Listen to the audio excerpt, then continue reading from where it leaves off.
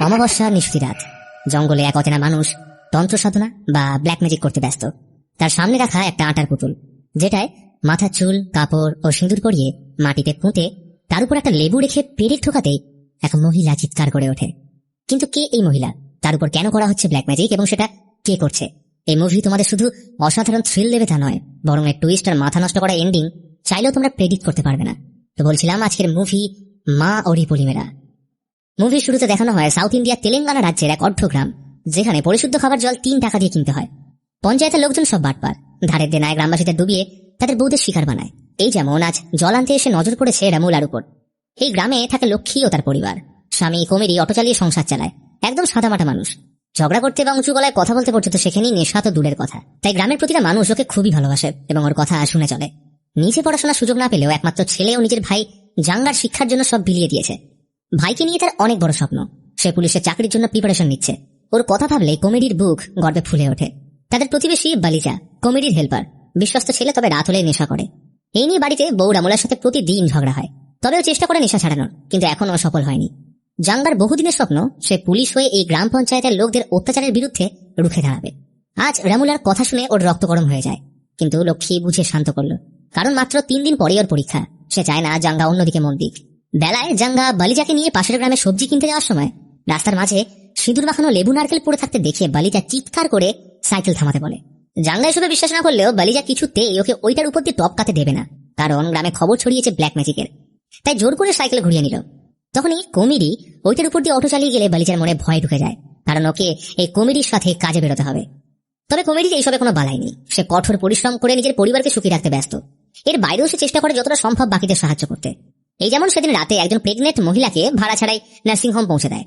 প্রতি রাতে বাড়ি ফিরে সারাদিনের অর্থ উপার্জনের কিছু অংশ ভাড়ে ফেলে, আর বাকিটা লক্ষ্মীর হাতে তুলে দেয়। তবে ওর একটা বদ অভ্যেসও আছে, রাত হলেই বিড়ি নিয়ে জঙ্গলে যায় পেট পরিষ্কার করতে, তাও আবার শ্মশানের পাশে। মাল্লি এইখানে মরা মানুষের জামা কাপড় ও দরকারি জিনিসগুলো নিয়ে যাওয়ার জন্য রাতে বসে থাকে। বলতে গেলে ওর সেখানেই বাস, তাই প্রতিদিন ওর সাথে দেখা হয়। এখনই গ্রামের বাকিদের সাথে পরিচয় করিয়ে দিই। এই হলো পঞ্চায়েত প্রধান রবি, 1 নম্বরের লম্পট, চরিত্রহীন। সে মোহিনীকে রেখেছে শরীরচর্চার জন্য। এই নিয়ে আবার সিনুর খুব জ্বালা। সে যেমন করেই হোক পঞ্চায়েত প্রধান হতে চায়, তবে গ্রামবাসীদের সেবার জন্য নয়, মোহিনীকে পাওয়ার জন্য। তাই সে ভগবানের কাছে প্রার্থনা করে রবি যেন মারা যায়। সেদিন কমেডি সবেমাত্র খেতে বসেছে, তখনই থানা থেকে ফোন আসলে খাবার ফেলেই ছুটল।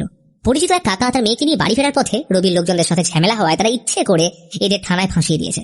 মেয়েটা শহরে পড়াশোনা করে, এদের গুন্ডামির সাথে খুব একটা পরিচিত নয়, তাই গোবেচারা মানুষগুলো কি করবে ভেবে না পেয়ে কমেডিকে ডেকেছে। সে উল্টে এদের বাঁচাতে বেকার পুলিশের কাছে 1-2 চড়থাপ্পড়ের সাথে কথা শুনতে হলো।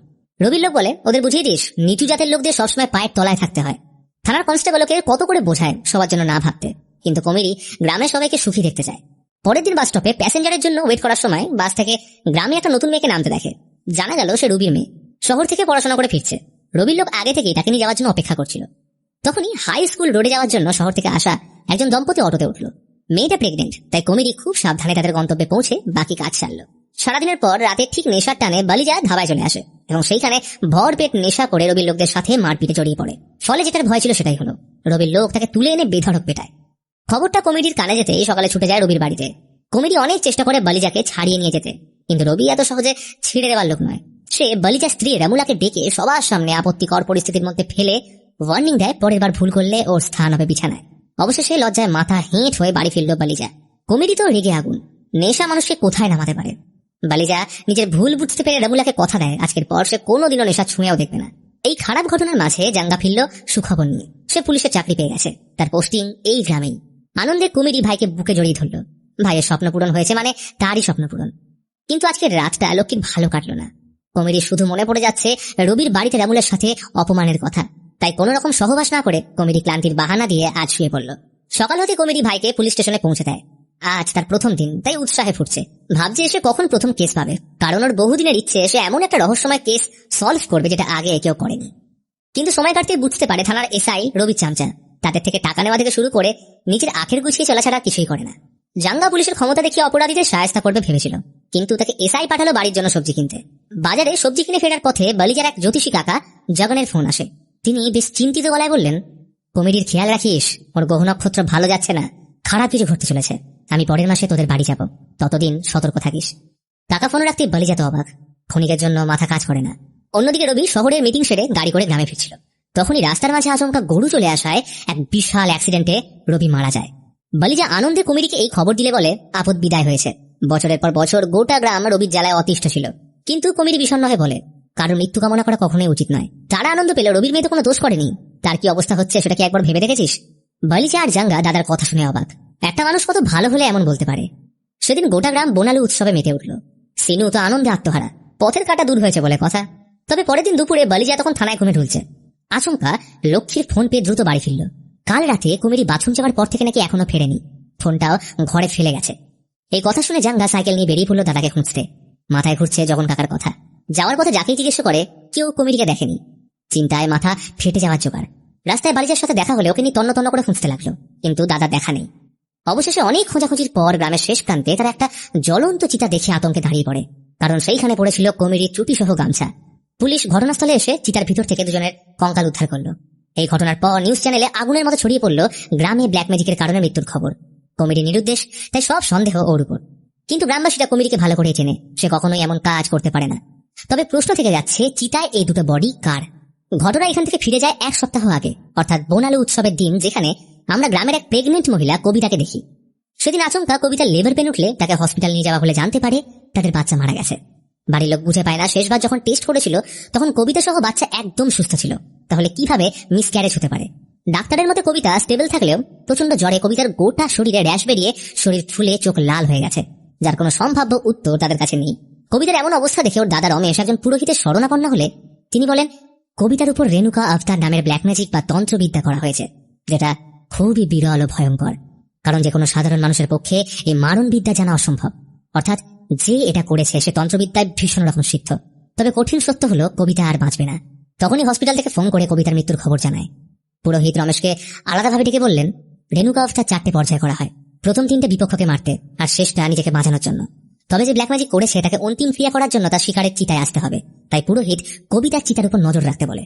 সেই মতো শ্মশানে কবিতার অন্তিম সংস্কার করার পর রমেশ মাল্লিকে কিছু টাকা দিয়ে বলে তারা চলে যাওয়ার পর আজ রাতে কবিতার চিতায় কেউ এলে তাদেরকে খবর দিতে। সেই মতো রমেশরা দলবল নিয়ে সামনের একটা ধাবায় সারা রাত অপেক্ষা করতে থাকে। ওই দিন সন্ধ্যায় প্রতিদিনের মতো কমিটি কাজ থেকে ফিরে ভাড়ে টাকা রাখার সময় লক্ষ্মী দেখে ওর হাতে চোট লেগেছে। উৎসবের দিন চোট লাগা ভালো লক্ষণ নয়, তাই লক্ষ্মী চিন্তায় পড়ে যায়।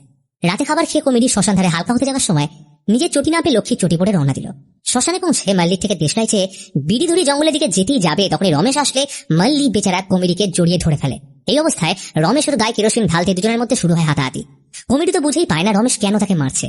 এই হাতাহাতির মাঝে কমিটি নিজেকে ছাড়িয়ে পালাতে গেলে জ্বলন্ত চিতায় পড়ে গায়ে আগুন ধরে গেলে মাল্লি ঘটনাস্থল থেকে পালিয়ে যায়, আর রমেশ ও তার ভাই সুরেশ চিতায় ফেলে ওকে পিটিয়ে শেষ করে। তো গল্পের এই পর্যায়ে এসে দুটো উত্তর পাওয়া গেল, যে পুলিশ চিতায় যে দুজনের কঙ্কাল পেয়েছে তাদের মধ্যে একটা কবিতা ও একটা কমেডির, অর্থাৎ কমেডির উপর যে ভিত্তিহীন সন্দেহ করা হচ্ছিল সেটা ভুল প্রমাণিত হলো। এরই সাথে ঘটনা বর্তমানে ফিরে আসে এবং আমরা দেখি থানার এসআই বালিজা আর লক্ষ্মীকে ডেকে পাঠিয়েছে।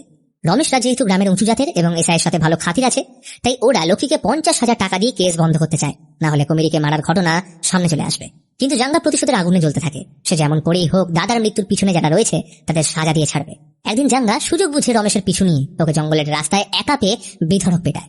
তখন রমেশ কোনো মতো ওকে থামিয়ে কমিটির কবিতার উপর ব্ল্যাক ম্যাজিক করার কথা জানালে জাঙ্গা অবাক হয়ে যায়। ওর দাদা জীবনে কারো সাথে পাঁচে থাকেনি, সে কিনা করবে ব্ল্যাক ম্যাজিক। এমনকি রমেশ তো নিজের চোখে কমিটিকে এসব করতে দেখেইনি, তাহলে সে কি করে একজন নিরাপরাধ মানুষের প্রাণ নিল? জাঙ্গা চাইলেই ওকে কিন্তু মেরে ফেলতে পারত, কিন্তু ও রমেশকে আইনি ভাবে সাজা দিয়ে যাবে। তাই পরের দিন থেকে রমেশ কেস স্টাডি করতে লেগে পড়ে। ভারতে শুধুমাত্র ব্ল্যাক ম্যাজিক করার সন্দেহে কতজনকে মেরে ফেলা হয়েছে এবং এই সন্দেহ ভিত্তিহীন হলে আইনত সাজা কি আছে। তো সবকিছু নিয়ে রিসার্চ করলে সে অবাক হয়ে যায়, কারণ গ্রামের দিকে আজও বহু মানুষকে শুধুমাত্র তন্ত্রবিদ্যা বা ডাইনি সন্দেহে মেরে ফেলা হয়, যার এখনো কোনো আইন নেই। এই রিসার্চের উপর ভিত্তি করে জাঙ্গা একজন উকিল হায়ার করে, কিন্তু গ্রামে রমেশদের বিপক্ষে কেউ মুখ খুলতে চায় না দেখে সিদ্ধান্ত নেয় সে নিজেই দাদার কেস লড়বে। এদিকে লক্ষ্মীর অবস্থাও একই, স্বামীকে হারিয়ে সে ছন্ন ছাড়া, তার নিজের বলতে একমাত্র ছিল কমিটি। এর কিছুদিন পর কোর্টে শুনানি শুরু হলো। জাঙ্গা কেস স্টাডি প্রেজেন্ট করে বলে বিগত কয়েক বছরে সাউথ ইন্ডিয়ায় বহু গ্রামে ব্ল্যাক ম্যাজিক করার সন্দেহে অনেক মানুষকে শেষ করে দেওয়া হয়েছে, যার কোনো পুলিশের রেকর্ড তো দূরের কথা, ভারতবর্ষে এই নিয়ে কোনো আইন নেই, যার সুযোগ নিয়ে রমেশ ও তার ভাই কমিটিকে মেরেছে। এই নিয়ে দুই পক্ষের মধ্যে ঝামেলা শুরু হলে জাজ পরের মাসের 15 তারিখে কেসের ডেট এক্সটেন্ড করে। এই নিয়ে পাবলিকের মধ্যে বেশ চাঞ্চল্যের সৃষ্টি হলো। টিভি পর্দায় ঘটনার পক্ষে ও সপক্ষে চলে ডিবেট। জাঙ্গা বহু মানুষের সাপোর্ট পেল, কারণ সে শুধুমাত্র নিজের দাদার জন্য নয়, বরং এই ঘটনায় শিকার প্রতিটা মানুষের জন্য লড়ছে। তবে জাঙ্গা থেমে রইল না, সে নিজের মতো করে আরো তদন্ত চালিয়ে যায়। দেখতে দেখতে সময় চলে আসে পরবর্তী শুনানির। রমেশের পক্ষের উকিল বলল তারা কমিটির মৃত্যুর জন্য দুঃখিত, কিন্তু তার ক্লায়েন্ট কমিটিকে বিন্দুমাত্র চিনত না। হয়তো কমিটির বডি চিতায় পাওয়া গেছে ঠিকই, কিন্তু সেটা কোনোভাবে প্রমাণ করে না যে এটা রমেশ ও তার ভাইয়ের কাজ। শুধুমাত্র গ্রামের লোকেরা কি বলছে সেটার উপর ভিত্তি করে এদের দোষী সাব্যস্ত অন্তত করা যায় না। তাই জাঙ্গা এমন কাউকে নিয়ে আসুক যে অ্যাটলিস্ট এই ঘটনার প্রত্যক্ষদর্শী। এই কথা জাঙ্গা জানায় মাল্লি একমাত্র ব্যক্তি যে এই ঘটনা সচক্ষে দেখেছে, কিন্তু এই রাতের পর থেকে সেও মিসিং। তবে ওর কাছে একটা ভিডিও আছে যেটা দিয়ে সে প্রমাণ করতে পারে রমেশ কমিডির মৃত্যুর জন্য দায়ী। এই বলে জাঙ্গা থানায় রেকর্ড করা সেদিনের ভিডিওটা দেখায়, যখন এসআই এর সামনে রমেশ লক্ষ্মীদের 50,000 টাকা দিয়েছিল কেস বন্ধ করতে। এই ভিডিও দেখার পর জজের কাছে সব পরিষ্কার হয়ে যায়। তাই অন্তিম রায়ের জন্য এই মাসের 21 তারিখে ডেট দিলে তখনই জাঙ্গার ফোনে একটা দরকারি কল আসায় ব্যস্ত হয়ে পড়ল। মিডিয়া জুড়ে এখন জাঙ্গার সুনাম। তবে জাঙ্গাকে থেমে থাকলে হবে না, সে তখন ওর দাদার মৃত্যুর আরো প্রমাণ জোগাড় করতে ব্যস্ত। দেখা করে বেশ কিছু মানুষ সহ কাকা জগনের সাথে। পুরো গ্রাম এখন কমেডির পক্ষে, তাদের একটাই ডিমান্ড রমেশের শাস্তি। তাই মানুষ দিন গুনছে 21 তারিখে। অবশেষে জাজ অন্তিম রায় শোনালো। 45 দিন আগে রমেশ ও তার ভাই সুরেশ মিলিতভাবে কমেডিকে প্রথমে মারধর করার পর প্রাণে শেষ করেছে। তাই তিনি এখন মামলার রায় শোনাতে প্রস্তুত। এমন সময় জাঙ্গা সবাইকে অবাক করে জজকে বলে সে মামলা উইথড্র করতে চায়। এই কথা শুনে উপস্থিত সবাই অবাক। বলে ওদের শাস্তি দিয়ে আমার দাদা ফিরে আসবে না, উল্টে একটা পরিবার রাস্তায় নামবে। তাই সে মামলা তুলে নিচ্ছে। হয়তো দাদা থাকলে এটাই করত। এখন তার একটাই দাবি, দেশে ব্ল্যাক ম্যাজিকের নামে যাদের মৃত্যু হচ্ছে তাদের কথা মাথায় রেখে নতুন আইন পাস হোক। সবাই জাঙ্গার এমন কাণ্ড দেখে রেখে আগুন। খবরে এই নিয়ে চর্চা তুঙ্গে, কারণ এতদিন সবকিছু কি তাহলে ফেম আর টাকার জন্য করা? ঘরে এসে জাঙ্গা চুপচাপ বসে থাকে, কারোর কথার উত্তর দেয় না। অবশেষে বালিজা সহ লক্ষ্মী ওর উপর চড়া হলে সে রিভিল করে একটা বড় রহস্য। জাঙ্গা ঠান্ডা গলায় বলল, তোমরা কি জানো এই পুরো প্ল্যান দাদার সাজানো? এরই সাথে ঘটনা ফিরে যায় মামলার শুনানির প্রথম দিন, যখন জাঙ্গা কমেডির ব্যাপারে তদন্ত করতে শুরু করে। লক্ষ্মী জাঙ্গাকে বলেছিল কমেডি বোনালু উৎসবের দিন বাড়ি ফেরার পর ওর ডান হাতে রক্ত লেগেছিল। সেই মতো জাঙ্গা কমেডির অটোর ডান দিকে রক্ত লেগে থাকতে দেখে সেটার ডিএনএ চেক করলে জানতে পারে এটা কমেডির নয় বরং বাছুরের রক্ত। এই নিয়ে সন্দেহ জাগলে জাঙ্গা সেই পুরোহিতের সাথে দেখা করে, যার কাছে রমেশ কবিতার ব্যাপার নিয়ে কথা বলতে গেছিল, এবং তার থেকে জাঙ্গা রেণুকা আফতারের ব্যাপারে বেশ কিছু তথ্য জানতে পারে। এই ব্ল্যাক ম্যাজিক বা তন্ত্রবিদ্যা যার উপর করা হবে সেটার জন্য সেই ব্যক্তির চুল, কাপড়ের অংশ এবং তার পায়ে লাগানো কাদা দরকার, যেটা দিয়ে আটার পুতুল বানিয়ে কোনো জীবিত প্রাণী ও নবজাত শিশুর নারী সহ মাটিতে পুঁততে হবে। এর সাথেই আমরা জানতে পারি মুভির শুরুতে যে ব্যক্তি ব্ল্যাক ম্যাজিক রিচুয়াল করেছিল সে আর অন্য কেউ নয়, স্বয়ং কমেডি। এইবার প্রশ্ন হলো, কমেডি এত কিছু করলো কি করে? আসলে কমেডি যেদিন রাতে প্রেগনেন্ট মহিলাকে নার্সিং হোমে ছাড়তে যায় সেখান থেকে সে জোগাড় করেছিল নবজাতক নারী। পুরোহিত বলে এই রিচুয়াল শুরু করতে হয় একটা বাছুর স্যাক্রিফাইস করে, যেটা কমেডি গ্রামের পঞ্চায়েত প্রধান রবির গাড়ির সাথে বাছুরের অ্যাক্সিডেন্ট করিয়ে এক ঢিলে 2 পাখি মেরেছিল।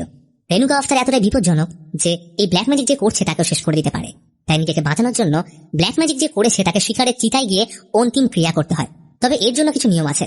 চিতায় অন্যের জুতো পরে নগ্ন অবস্থায় গিয়ে রেণুকা আফতার ক্রিয়া সমাপ্তি করতে হবে। এই কারণেই সেদিন রাতে কমেডি কবিতার চিতায় যাওয়ার আগে লক্ষ্মীর চটি পড়ে গেছিল। এইবার জাঙ্গা এই রিচুয়াল করার সময় কোনো নিয়ম পালন করতে হয় কিনা জানতে চাইলে পুরোহিত বলে প্রতি বৃহস্পতিবার কলসি দিয়ে 108 বার মাথায় জল ঢেলে স্নান করতে হবে। বাড়ির সদর দরজায় লেবু ঝুলিয়ে তার রং পরিবর্তন খেয়াল রাখতে হয়, কারণ সেটা অশনি সংকেতের খবর দেয়। এছাড়াও রিচুয়ালের সময়কালীন খাটে শোয়া মানা এবং কোনো রকম শারীরিক মিলন করা যাবে না। যে কারণে বালিজাকে রবির বাড়ি থেকে ফিরিয়ে আনার দিন কমেডি লক্ষ্মীর সাথে রাতে ক্লান্তির বাহানা দিয়ে সহবাস করেনি। এইবার গল্পের এই পর্যায়ে এসে যদি তোমরা ভাবো গল্পের সব টুইস্ট রিভিল হয়ে গেছে, তাহলে সেটা ভুল, কারণ অপেক্ষা করো, গল্পে আরো কিছু হতে চলেছে। এরই সাথে ঘটনা আরেকবার ফিরে যায় বোনালু উৎসবের রাতে। কমেডি নিজের চটি লুকিয়ে লক্ষ্মীর চটি পরে অটোতে রাখা একটা বস্তা নিয়ে চলে যায় শ্মশানের দিকে। এরপর মাল্লিকে টাকা দিয়ে বলে একটা ছোট্ট সাহায্য করবি, আগামী 1.5 ঘন্টা এদিকে যাতে কেউ না আসে খেয়াল রাখ। এরপর কমেডি নগ্ন হয়ে বসে যায় রেণুকা আফতারের তন্ত্রবিদ্যার অন্তিম ক্রিয়া করতে। তার এমন রূপ দেখে মাল্লি ভয় শিউরে ওঠে, এমন ভাবে সে কমেডিকে কখনো দেখেনি। এদিকে তার আসার কিছুক্ষণ আগে রমেশ মাল্লিকে কবিতার চিতায় নজর রাখতে বলে গেছে। তাই ও কমেডির ব্ল্যাক ম্যাজিক করার ভিডিও করতে থাকলে আচমকা নোটিফিকেশন আসলে কমেডি সতর্ক হয়ে যায়, কিন্তু ও রিচুয়াল থামায় না।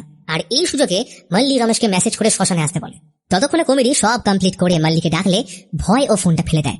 এদিকে নিশায় চুর হয়ে থাকা রমেশ বিপদের আন্দাজ করতে পেরে শ্মশানের দিকে রওনা দেয়। আর এই সবকিছু থেকে অজানা কমেডি শান্তি মনে বিড়ি ধরানোর জন্য দেশলাই চাইলে রমেশ ঘটনাস্থলে চলে আসে এবং মাল্লি ওকে পিছন থেকে চেপে ধরে। রমেশ ওকে কেরোসিন ঢেলে পোড়াতে গেলে দুজনের মধ্যে শুরু হয় হাতাহাতি, এবং এরপর কি হয়েছে সেইটা তো সবারই জানা।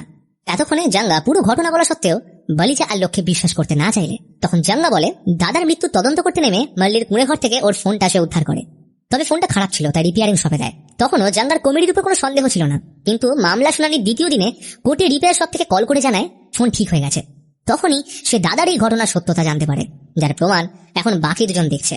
তবে রহস্য এখানে শেষ হয়ে যায় না, কারণ প্রশ্ন ওঠে কমেডি এসব কোথায় শিখল এবং কবিতার সাথে তার কিসের সম্পর্ক। তখন জাঙ্গা 15 বছর আগের একটা গল্প শোনায়। কমেডি ছোটবেলায় ওদের সাথে থাকতো না, সে কাকা জাগানের কাছে মানুষ হয়েছে।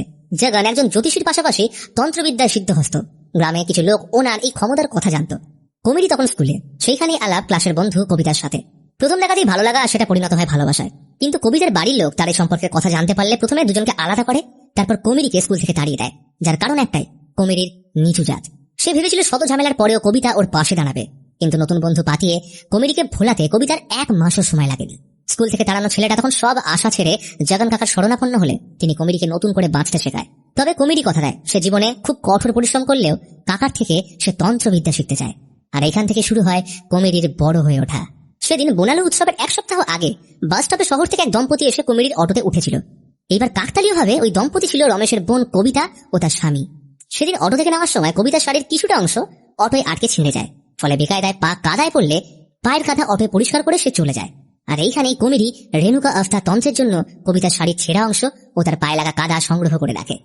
এরপর থেকে সে প্রতিদিন কবিতার উপর নজর রাখতে শুরু করে। অপেক্ষা ছিল শুধু সঠিক সময়। তাই প্রতিহিংসার আগুনে জর্জরিত কমিডি ব্ল্যাক ম্যাজিক করে কবিতার প্রাণ নেয় এবং এই সূত্রে প্রথম শিকার হয় গ্রামের পঞ্চায়েত প্রধান রবি। শুধু তাই নয়, মুভির শুরুতে দেখানো পঞ্চায়েত প্রধানের সেই লোকটা যে লক্ষ্মী ও রমুলার দিকে খারাপ নজরে দেখেছিল, কমিডি তাকেও শেষ করেছে। এতক্ষণে পুরো ঘটনা জানার পর লক্ষ্মী কান্নায় ভেঙে পড়ে। এত বছর সংসার করার পরেও সে তার কমিডিকে চিনতে পারল না। তো বালিজার বাকি গ্রামের লোক চিনবে কি করে? জাঙ্গা বলে কেস ফাইল করার আগে সে এত কিছু জানতোই না, কিন্তু নিজে তদন্ত শুরু করলে একে একে সব রহস্যের জট কাটানোর পর সে কোর্ট থেকে মামলা ইচ্ছে করেই তুলে নেয়। কারণ হতে পারে বাকিদের চোখে দাদা নির্দোষ, কিন্তু তার চোখে দাদা একজন খুনি। তাই সে নিজে দাদাকে উপযুক্ত শাস্তি দেবে। এইটা শুনে বালিজা অবাক হয়ে বলে, মানছি কমিডি ভুল করেছে, কিন্তু তুই একজন মৃত মানুষকে কি করে শাস্তি দিবি? তখন জাঙ্গা ঠান্ডা গলায় বলল, দাদা এখনো বেঁচে আছে। এবং এরই সাথে রিভিল হয় মুভির সব থেকে বড় টুইস্ট। আসলে সেদিন হাতাহাতির মাঝে কমিডি রমেশের হাত থেকে নিজেকে ছাড়িয়ে পালাতে গেলে মাল্লিওকে ধরতে আসায় কমিডি তাকে জ্বলন্ত চিতায় ফেলে ঘটনাস্থল থেকে পালিয়ে যায়, যেটা নেশায় থাকা রমেশ খেয়াল করতে পারে না। ওর শরীরে কেরোসিন লেগে থাকায় মাল্লি ক্ষণিকের মধ্যে পুড়ে গেলে ওই অবস্থায় রমেশ আর সুরেশ মিলে মাল্লিকে কমিডি ভেবে পিটিয়ে মেরে ফেলে। জাঙ্গা ঘটনা তদন্ত করতে কবিতার চিতায় গেলে একটা দাঁত খুঁজে পায়। ভেবেছিল এটা কমিডির, কিন্তু ডিএনএ টেস্ট করলে জানতে পারে এটা কমিডি নয়, বরং সেটা মিলে যায় মাল্লির ছেলের ডিএনএর সাথে। তখনই জাঙ্গা বুঝতে পারে কমিডি সেদিন মারা যায়নি। জাঙ্গা লক্ষ্মীকে বলে, দাদা বেঁচে আছে বলে তুমি মনে কোনো আশা রেখো না, কারণ ও যেখানেই থাকুক আমি ওকে খুঁজে বের করে আইনত শাস্তি দেব। তাই ভেবে না দাদা মারা গেছে, কারণ আইনের চোখে সবাই সমান, এমনকি আমার দাদা। এই বলে জাঙ্গা বৃষ্টির রাতে কমিডিকে খুঁজতে বেরিয়ে যায়। এর কয়েক মাস পর আমাদের কেরালার একটা গ্রাম দেখানো হয়, যেখানে একটা ছোট্ট হোটেলে কমিডি বহাল তবিয়তে নতুন জীবন কাটাচ্ছে। তবে টুইস্ট এখনো শেষ হয়নি, কারণ সেখানে কমিডি একা নয়, বরং সাথে রয়েছে কবিতা। এবং এরই সাথে শেষ হয় আজকের মুভি মা ওরি পলিমেরা। তো ভিডিওটা কেমন লাগলো অবশ্যই কমেন্ট করে জানাও। ভালো লাগলে একটা লাইক করে দিও, আর আমার সাথে কথা বলতে হলে চলে আসো আমার ইনস্টা ও ফেসবুকে, লিংক ডেসক্রিপশনে রইল।